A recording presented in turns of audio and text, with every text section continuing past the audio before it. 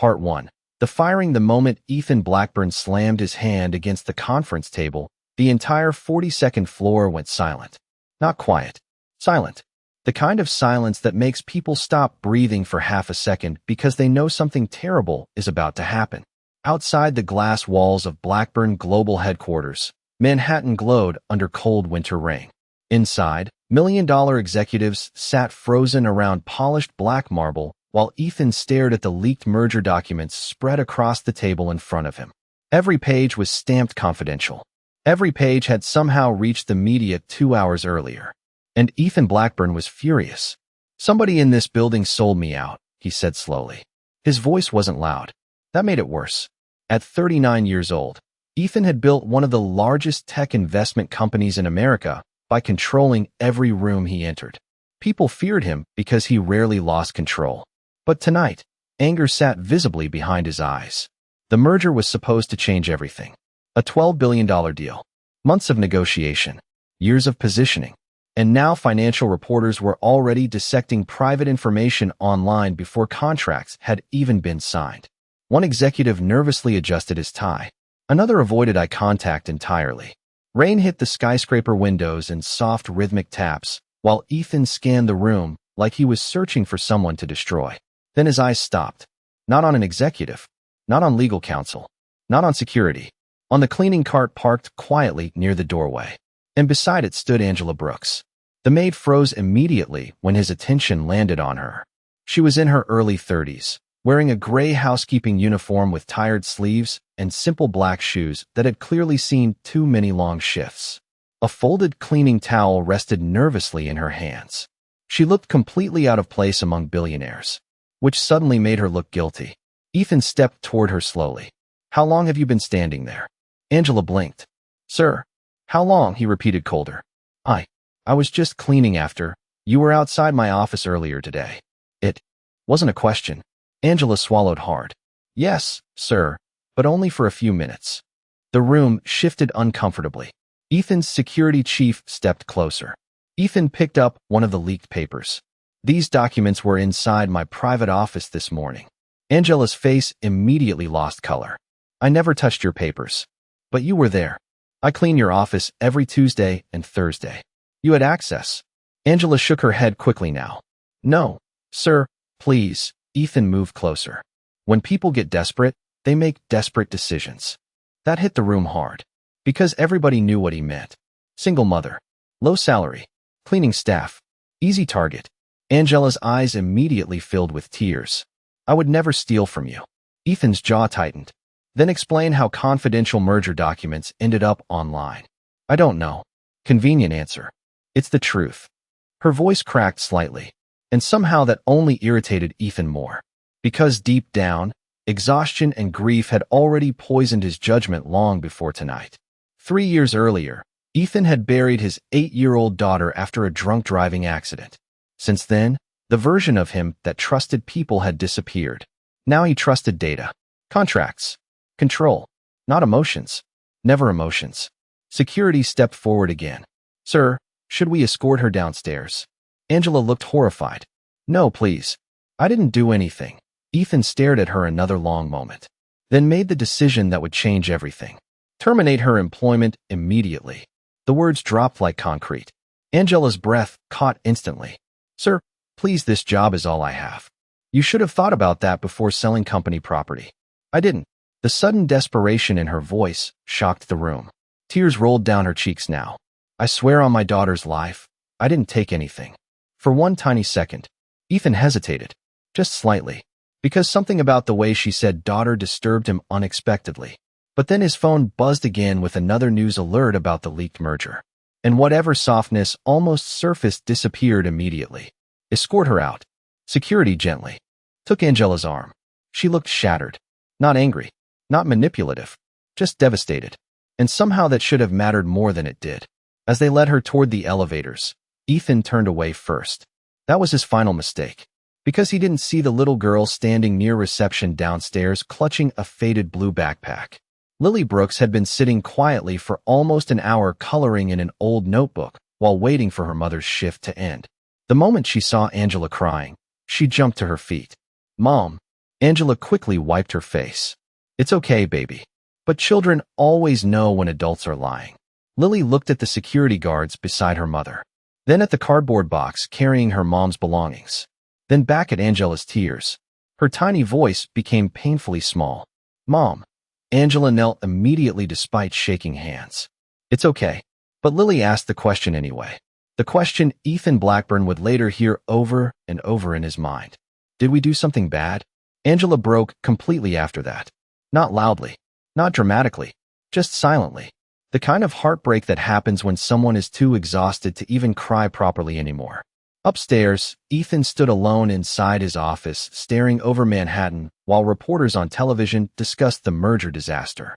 He told himself he had handled the situation correctly, efficiently, logically, but for some reason, he couldn't stop hearing that little girl's voice echoing in his head.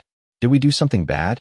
Outside, thunder rolled over the city, and several hours later, trapped inside a private elevator with crushing pain spreading through his chest, Ethan Blackburn would remember that question again. Part 2. The girl who came back by 9:40 that night. Most of Blackburn Global had gone dark. The giant glass tower that normally pulsed with life now stood cold and quiet against the Manhattan skyline. Cleaning crews had left. Executives were home. Even the lobby music had stopped playing. Only a few office lights still glowed near the upper floors, including Ethan Blackburn's. Inside his private elevator, Ethan pressed a trembling hand against his chest for the second time in less than 5 minutes. Something was wrong. Very wrong. At first he told himself it was stress, lack of sleep, too much coffee. The merger disaster had turned the entire day into chaos, and his body had been running on anger alone for hours. But this felt different. Sharp pressure spread through his chest and down his left arm while the elevator slowed unexpectedly between floors, then stopped completely. The lights flickered once. Ethan looked up immediately. No. He hit the emergency button. Nothing. Again. Still nothing. A thin pulse of panic moved through him for the first time in years. His breathing became uneven. The pain worsened. He pulled out his phone. 3% battery. No signal inside the stalled elevator. Come on. Another stab of pain forced him against the mirrored wall. Outside the elevator shaft, the building remained silent. No footsteps. No voices. No one knew he was trapped.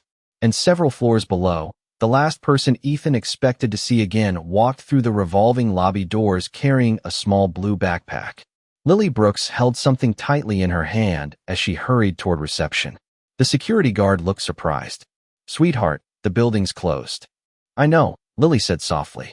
But Mr. Blackburn dropped this. She opened her tiny hand carefully. Inside rested Ethan's expensive silver watch. The same watch worth more than most people's monthly rent. The guard blinked. Where did you find that?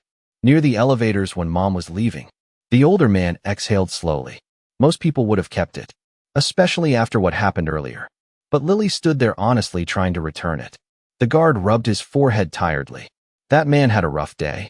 Lily lowered her eyes slightly. So did my mom. The sentence hit harder than the guard expected. Before he could answer, a strange metallic sound echoed faintly through the lobby. Then silence again. Lily turned first. What was that? The guard frowned. Another sound followed. Weak. Distant. Like somebody hitting metal. His expression changed immediately. That elevator. He rushed toward the private access hallway with Lily hurrying behind him despite his protests. When they reached the elevator doors, the muffled banging became clearer. Then a strained voice. Help! The guard's face drained. Mr. Blackburn? Inside, Ethan slid partially to the floor as sweat soaked through his dress shirt. His vision blurred. He heard voices outside but couldn't focus. Then suddenly, a small voice. Mr. Blackburn? His eyes opened slightly. Lily. For a second he thought he imagined her. But then her voice came again through the doors. We're here. Something about those words cut through the panic. The guard immediately called emergency services while trying to override the elevator system. Inside, Ethan's breathing worsened. Sir, Lily said again, kneeling beside the elevator doors as if somehow being closer mattered. Can you hear me? Yes. Barely. You need to keep talking. Ethan almost laughed at the absurdity of it. Hours earlier he had destroyed her mother's life. And now this little girl was trying to save his. My teacher says people pass out when they get too sleepy. Lily continued nervously. So don't fall asleep, okay? Ethan shut his eyes tightly as pain pulsed through him. Okay. Good, she whispered quickly. What's your favorite color? Even through agony, Ethan frowned slightly. What? You gotta keep talking. Sirens sounded faintly somewhere outside now. Still far away. Too far. Ethan forced another breath. Blue. That's my mom's favorite too. The words hit him unexpectedly. A flash of Angela crying earlier crossed his mind. I swear on my daughter's life. Guilt twisted sharply inside him. The elevator remained jammed. Lily kept talking anyway. About school. About her backpack zipper breaking last week. About how her mom made pancakes shaped like stars on Saturdays even when they didn't have much food in the apartment. Simple things. Normal things. Human things. And somehow those ordinary little details kept Ethan conscious. Minutes later, firefighters finally forced the elevator doors open. Bright light flooded inside. Paramedics rushed forward immediately. Male, late 30s, chest pain, unstable pulse. As they lifted Ethan onto the stretcher, his heavy eyes searched instinctively through the crowd. And landed on Lily, still standing there holding his watch carefully in both hands. Tiny, quiet, terrified. But she had stayed. Ethan stared at her weakly. Why did you come back? Lily hesitated, then answered with heartbreaking honesty. Mom says returning what belongs to people is the right thing to do. The sentence crushed something inside him. Because after everything he'd done, Angela Brooks had still raised her daughter to be kind. The ambulance doors slammed shut seconds later.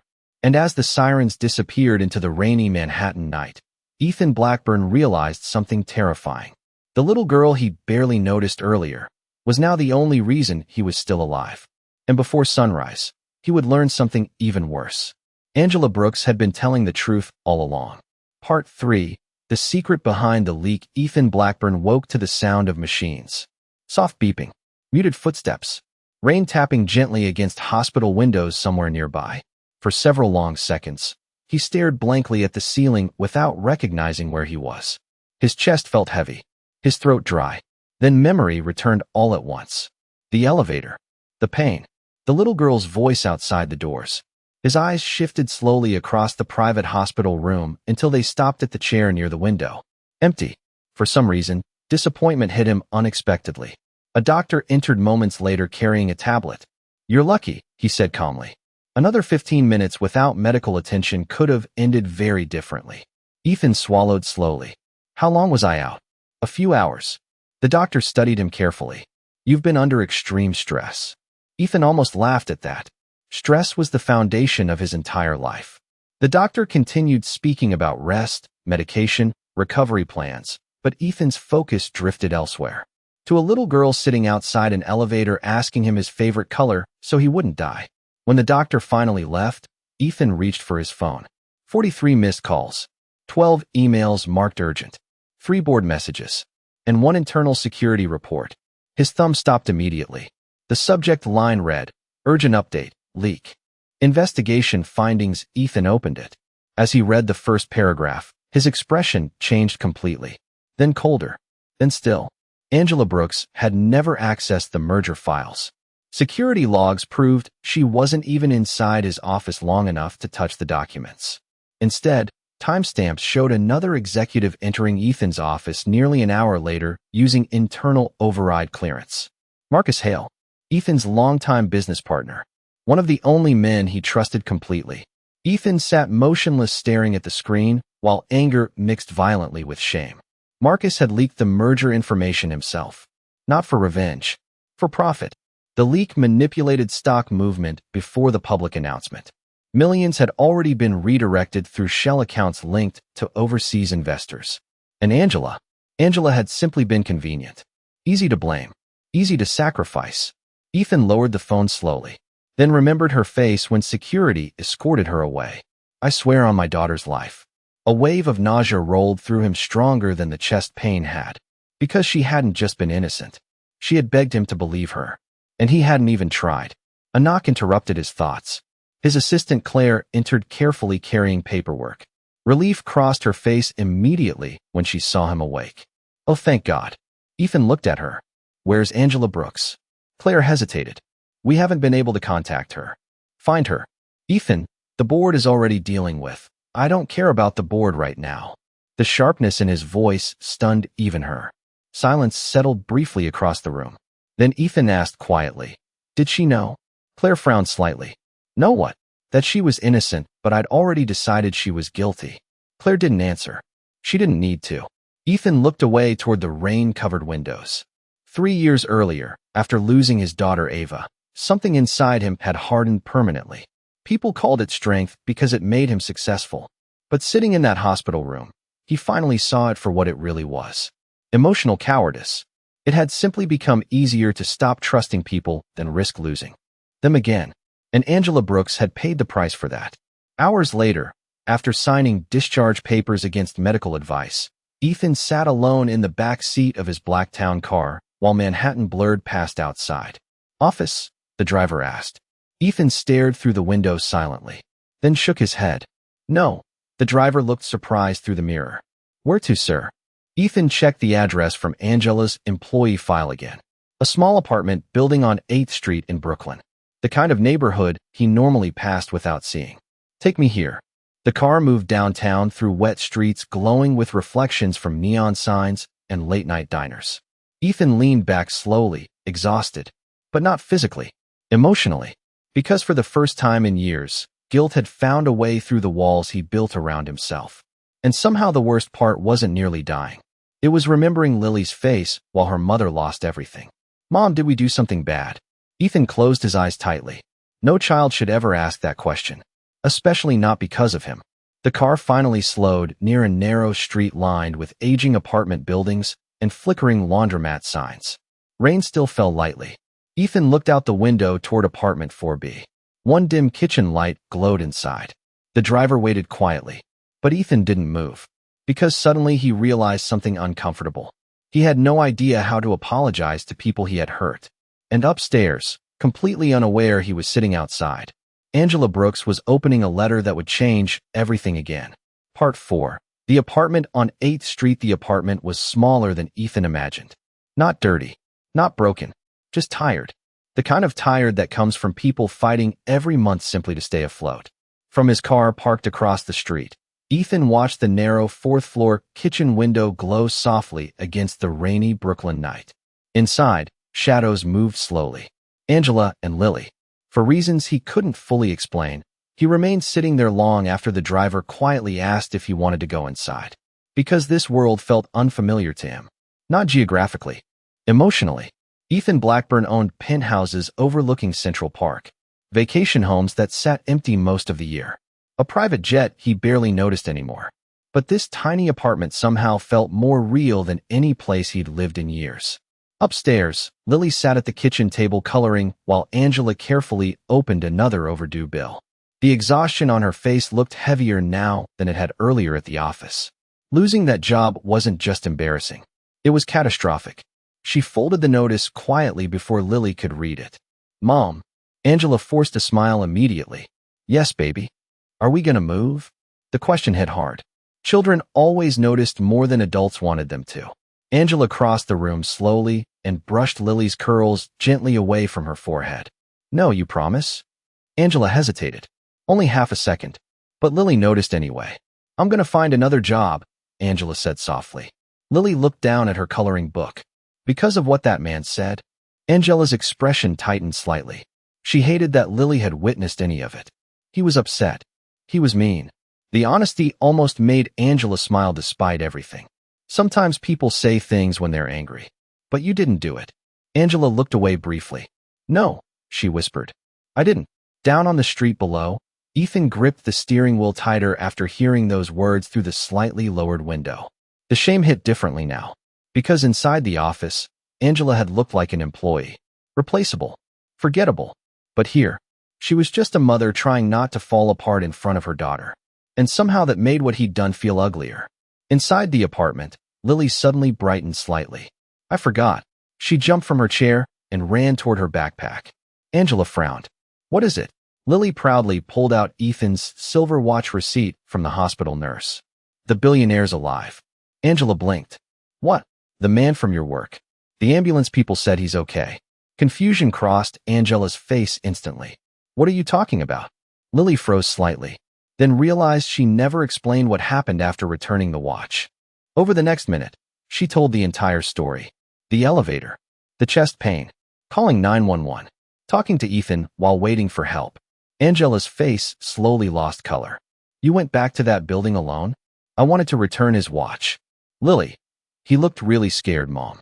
Angela sat down heavily in the kitchen chair.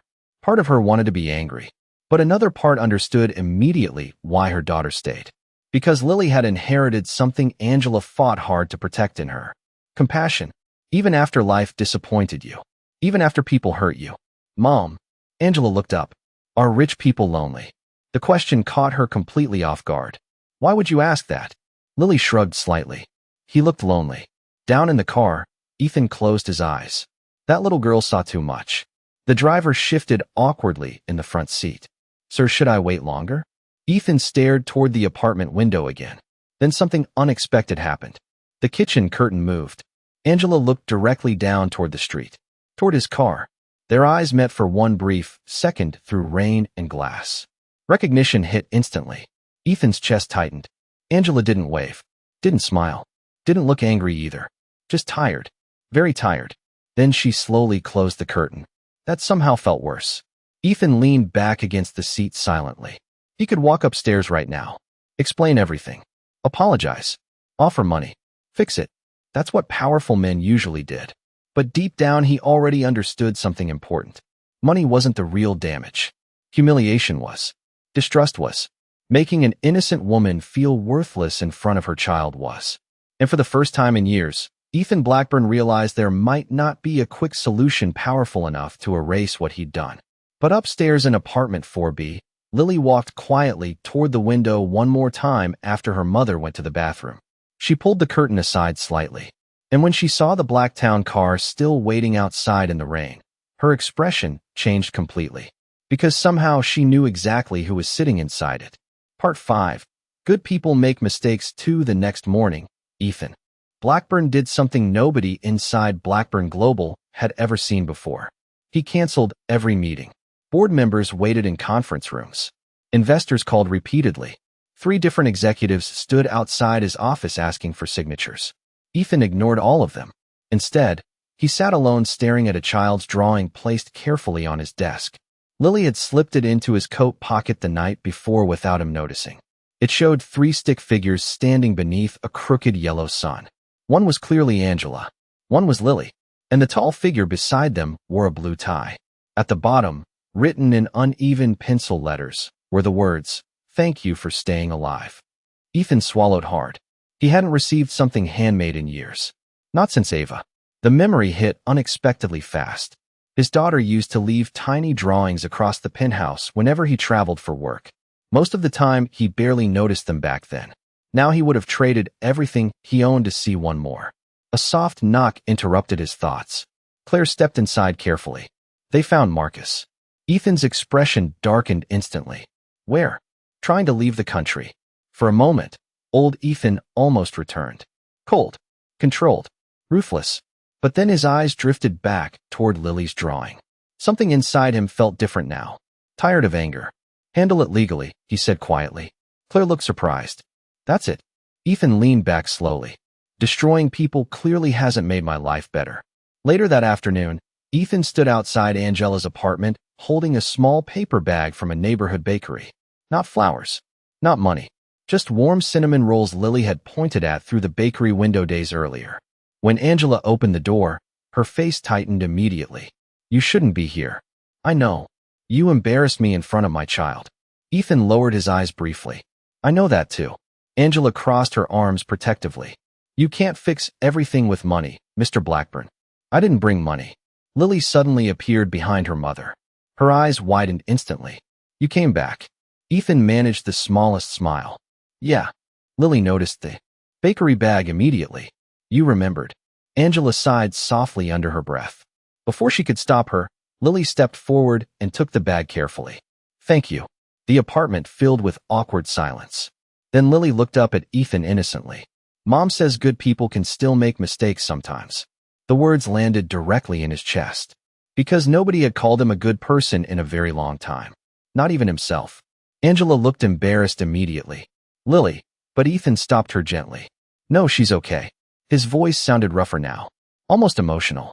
And for the first time since Ava's death, Ethan Blackburn felt something crack open inside him that he thought had disappeared forever.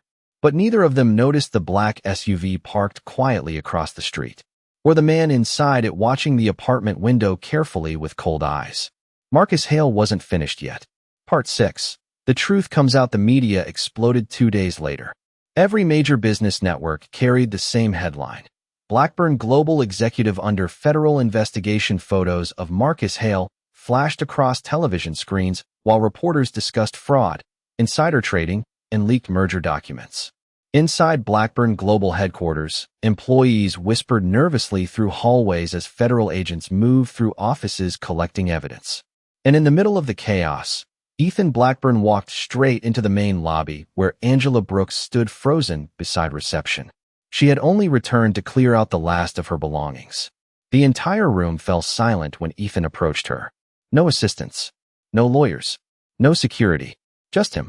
I was wrong, he said clearly. Nobody at Blackburn Global had ever heard those words leave his mouth before. Angela stared at him cautiously. Ethan continued anyway. You were innocent. Marcus framed you, and I let my anger blind me. Employees nearby exchanged stunned looks. Ethan Blackburn didn't apologize publicly, ever. But today was different. He handed Angela a sealed envelope. Inside was full back pay compensation, healthcare coverage, and an official reinstatement offer. Angela looked down at it silently before handing it back. Ethan blinked. You don't want it. I want dignity, she answered quietly. Not guilt money. The words hit harder than any business loss ever had. For the first time in years, somebody saw directly through him. Not the billionaire. Not the CEO. Just a lonely man trying to repair damage too late. Lily suddenly entered through the revolving doors holding Angela's hand. The moment she saw Ethan, she smiled brightly. That innocent kindness almost hurt more now. You look less angry today, she said. A few nearby employees accidentally laughed under their breath. Even Ethan did. Slightly. Maybe I'm trying. Lily nodded seriously as if that answer mattered deeply. But before another word could be spoken, Ethan's phone buzzed violently in his pocket. Claire's name flashed across the screen. The moment he answered, her voice turned urgent. Ethan, you need to get upstairs right now. What happened? There's something you need to see. Minutes later, Ethan entered the executive conference room. A video already played across the giant screen. Security footage. And the moment Ethan recognized what he was watching, his blood ran cold. Because Marcus Hale hadn't acted alone. Someone else inside the company had helped him frame Angela. Someone much closer to Ethan than he ever imagined. Part 7. The birthday promise. 3 weeks later, the city finally saw sunlight again. Winter rain disappeared. The streets felt warmer.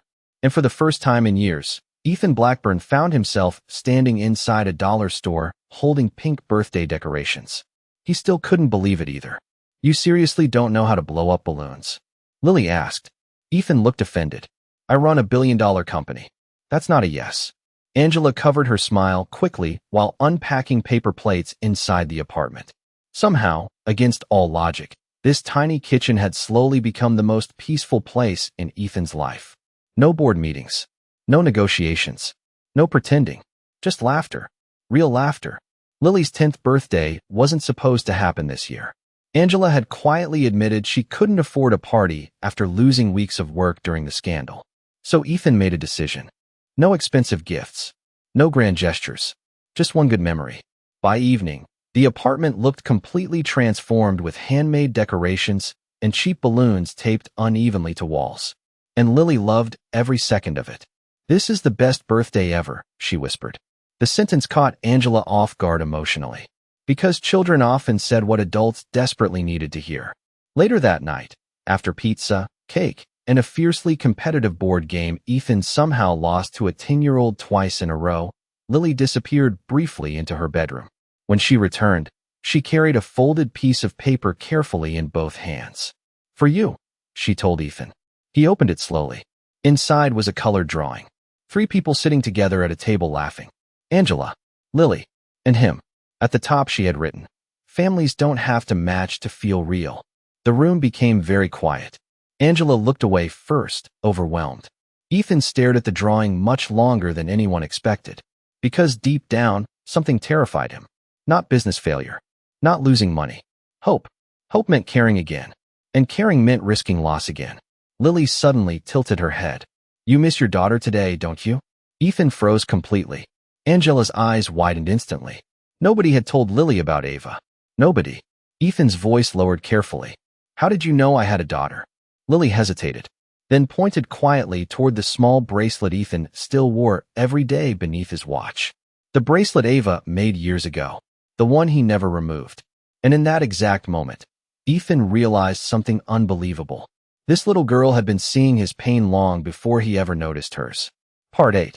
The choice that changed everything. The boardroom looked exactly the same as it always had. 42nd floor. Black marble table. Floor-to-ceiling windows overlooking Manhattan. The same executives. The same expensive suits. The same carefully controlled atmosphere. But Ethan Blackburn wasn't the same man sitting at the head of the table anymore. And everybody in the room could feel it. This is a mistake. Board member Richard Cole tossed the financial report onto the table with visible frustration. You're proposing millions in additional employee benefits during an unstable quarter. Ethan remained calm. Across the screen behind him appeared a list of new company policies. Expanded healthcare coverage, emergency family assistance, paid leave protections, education support for employees, children, wage increases for building staff and maintenance workers, people who had spent years invisible inside Blackburn Global. People like Angela. This company made billions last year, Ethan said evenly. We can afford to treat human beings like human beings. Several executives shifted uncomfortably. Richard laughed sharply. That's not how corporations survive. Ethan's eyes narrowed slightly. No, that's how decent people survive. Silence. The tension inside the room thickened immediately. Months ago, Ethan would have crushed opposition without hesitation. But this felt different now. He wasn't fighting for power. He was fighting for meaning. And that confused everyone around him. Another board member leaned forward carefully. All due respect, Ethan, ever since the scandal, your judgment has become emotional. The old Ethan would have exploded. Instead, he gave a quiet answer. For years, my problem was that I wasn't emotional enough. Nobody knew how to respond to that. Because deep down, they all remembered the man he used to be. Cold. Untouchable. A billionaire who barely looked at employees unless they generated profit. Now that same man spent weekends helping a 10-year-old with science homework in a Brooklyn apartment. The transformation made people uncomfortable because it forced them to examine themselves too. The meeting ended badly. 3 board members threatened resignation. Investors demanded explanations. Financial media began questioning Ethan's leadership publicly. By evening, headlines spread online. Ethan Blackburn losing control?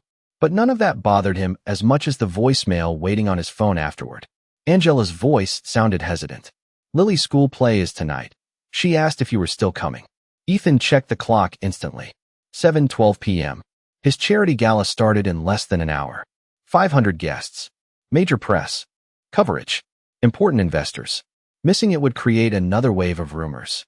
Claire appeared in his office doorway moments later, already holding his tuxedo jacket. The car's waiting. Ethan looked at the jacket, then at Lily's handmade birthday drawing still sitting on his desk. Families don't have to match to feel real. He stood slowly. Cancel the gala. Claire blinked. What? I'm not going. Ethan, half the city is attending tonight. He grabbed his coat calmly. Then they'll survive without me. 30 minutes later, Ethan sat inside a crowded elementary school auditorium filled with folding chairs, exhausted parents, and children running wildly through aisles. Nobody here cared he was a billionaire. One little boy accidentally stepped on his shoes while carrying a juice box. Another parent asked him to scoot over because he was blocking the aisle. And somehow, Ethan loved it. The gymnasium lights dimmed slightly as the school play began. Children stumbled through lines. Paper stars hung crookedly from cardboard scenery. Nothing was polished. Nothing was impressive. Yet Ethan couldn't stop smiling. Then Lily walked onto the stage. The moment she spotted him in the audience, her entire face lit up. Not because he was rich. Not because he brought gifts. Just because he came. That realization hit Ethan harder than any boardroom confrontation ever had. For years, he believed love had to be earned through achievement. Money. Success. Control. But Lily cared about something far simpler. Presence. After the play ended, children flooded toward parents excitedly. Lily ran straight toward Ethan. You came. Of course I did. You missed your fancy work thing? Ethan smiled slightly. Turns out this was more important. Angela stood nearby watching quietly. Something softened in her expression then. Not fully trust. Not yet. But maybe the beginning of it. As families slowly exited the gymnasium, Lily slipped her small hand into Ethan's without thinking. The gesture lasted maybe 3 seconds. But it completely stopped him emotionally. Because years earlier, Ava used to do the exact same thing. And for the first time since losing his daughter, the memory didn't destroy him. It healed him a little instead. Outside the school, snow began falling lightly across Brooklyn streets. Lily looked up excitedly. First snow. She ran ahead laughing while trying to catch snowflakes. Angela watched her carefully before turning toward Ethan.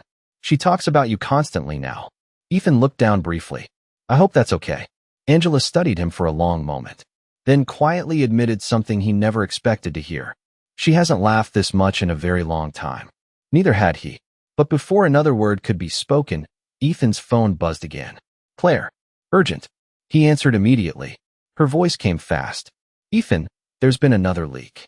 His expression changed instantly. What kind of leak? A long pause followed. Then Claire answered carefully. Personal ones. And suddenly Ethan realized the fight for his company was far from over. Part 9. The man he became. The headlines arrived before sunrise. Blackburn CEO linked to housekeeper scandal. Secret relationship rumors shake Blackburn. Global photos of Billionaire with former Maid go viral by morning. News vans crowded outside Blackburn Global headquarters, while reporters argued loudly across live broadcasts.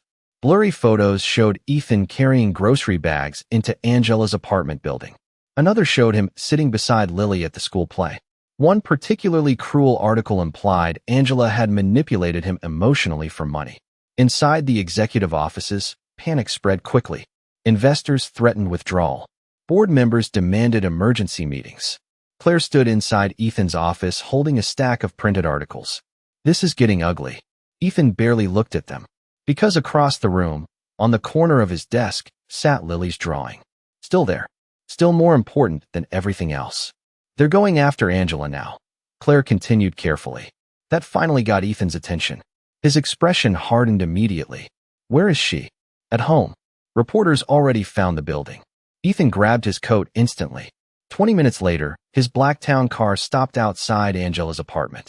Cameras flashed aggressively the moment he stepped onto the sidewalk. Mr. Blackburn, are you financially supporting her? Is this relationship appropriate? Did guilt become romance? Ethan ignored every question. But upstairs, Angela looked terrified. She stood near the apartment window, pulling the curtains closed while Lily sat confused on the couch. Why are people outside? Angela forced calm into her voice. Just reporters, baby. Did we do something wrong again? The question broke Ethan's heart the second he walked through the apartment door and heard it. Again. That same question. The one Lily asked the night Angela lost everything. Ethan crouched carefully in front of her. No, he said firmly. None of this is your fault. Lily looked uncertain. But they look mad. They're just loud. Angela folded her arms tightly. This is exactly why I didn't want help from you. Ethan nodded slowly. I know. You live in a world where scandals disappear after a week. We don't. Every word she said was true. For rich people, bad headlines faded. For ordinary people, humiliation stayed attached to their names forever. Ethan looked around the apartment quietly. The tiny kitchen, the repaired furniture, the handmade birthday decorations Lily still refused to take down. This place had changed him more than any luxury penthouse ever had. And suddenly, the answer became obvious. That afternoon, Ethan Blackburn walked directly into the emergency board meeting surrounded by furious executives. Richard Cole slammed papers against the table immediately. You've become a liability. Another member added sharply. Your personal behavior is damaging this company. Ethan sat calmly while they spoke. For once, he didn't interrupt, didn't dominate, didn't intimidate. When the room finally quieted, he gave a simple response. Then maybe this company needed to change. Richard scoffed. You're willing to risk billions for a maid and her daughter? Ethan's eyes lifted slowly. No, his voice stayed calm.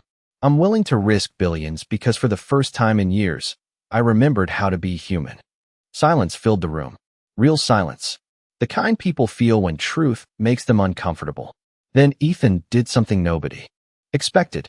He resigned as CEO. Gasps spread immediately across the table. "You're walking away?" Richard asked in disbelief. Ethan stood calmly. "For years I built a life that looked successful from the outside." He paused briefly. "But I was miserable inside it." Nobody moved. Nobody spoke. Because deep down, many of them understood exactly what he meant. 3 months later, spring arrived in Brooklyn. The reporters disappeared. The scandal faded. Life became quieter, simpler. And on a warm Saturday afternoon, Ethan sat in a crowded elementary school auditorium once again. Only this time, there were no emergency calls. No billion-dollar meetings waiting. No pressure pulling him away. Just Lily standing nervously on stage preparing for her student art presentation. She searched the crowd anxiously until she found him sitting beside Angela. Then she smiled instantly. After the presentation ended, children rushed toward families carrying paintings and certificates. Lily ran directly into Ethan's arms without hesitation. "I did good. You did amazing." She grinned proudly before suddenly growing thoughtful. Then she asked the question quietly. "Are you still lonely?" Ethan looked at her for several long seconds. Around them, parents laughed. Teachers cleaned up folding chairs. Spring sunlight poured through the gymnasium windows. And beside him stood two people who somehow rebuilt parts of his life he thought were gone forever. For the first time in years, the answer came easily. "No," he said softly. "I'm really not." Angela looked at him quietly after that. Not with pity, not with obligation, but with understanding. And as Lily grabbed both their hands while pulling them toward the parking lot, Ethan Blackburn realized something no amount of money had ever taught him before. Sometimes the people who save your life don't save your business. They save your soul. What makes this story truly emotional is not the money, the business empire, or the luxury lifestyle. The most powerful part of the story is the moment a little girl chose kindness toward a man who had just destroyed her mother's life. In today's world, many people are quick to judge others based on appearance, status, or mistakes. Ethan Blackburn believed power and control could protect him from pain, but in reality, they only made him colder and lonelier. It took the pure heart of a child to remind him that human connection matters more than success. One of the deepest lessons from this story is that every person we meet is fighting battles we cannot see. Angela was not just the maid. She was a hardworking mother trying to survive with dignity. Too often in life, people overlook workers, employees, or strangers simply because they seem unimportant. But every human being carries emotions, fears, responsibilities, and dreams. The way we treat people during difficult moments says more about our character than our achievements ever will. Another important lesson is that anger can destroy innocent people in seconds.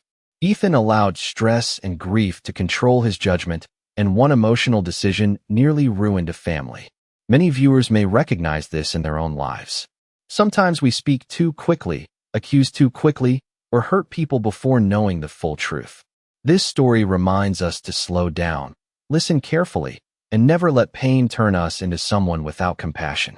What touched me personally the most was Lily's ability to remain kind after being hurt. Most adults would carry bitterness after such humiliation, but she chose empathy instead. That is rare. Her small acts of kindness changed a man who believed he was beyond healing. It proves that even the smallest gesture can have life-changing impact. A simple conversation, a little patience, or one moment of understanding can save someone emotionally without us even realizing it. I also believe this story teaches us that success without peace is empty. Ethan had wealth, influence, and power, but none of it could replace love, family, or emotional connection. Many people spend their entire lives chasing money while ignoring relationships that truly matter. In the end, the moments that healed Ethan were not business victories. They were dinners in a small apartment, a child's drawing, and hearing someone genuinely ask if he was lonely.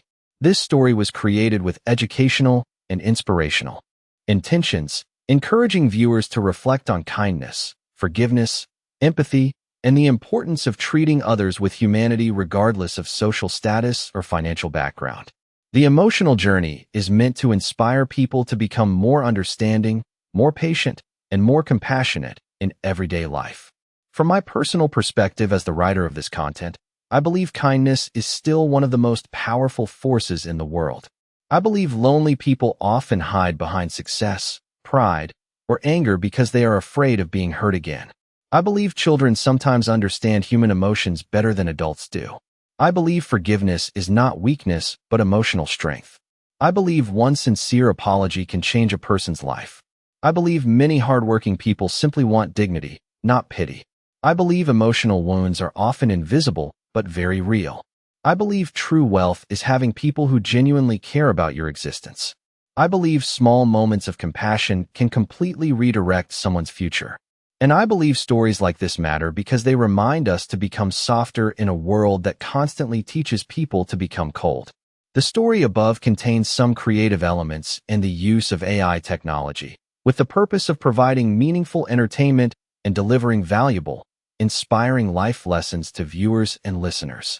Disclaimer: this content is created for educational, inspirational, and entertainment purposes only. Any similarities to real individuals, situations, or events are purely coincidental.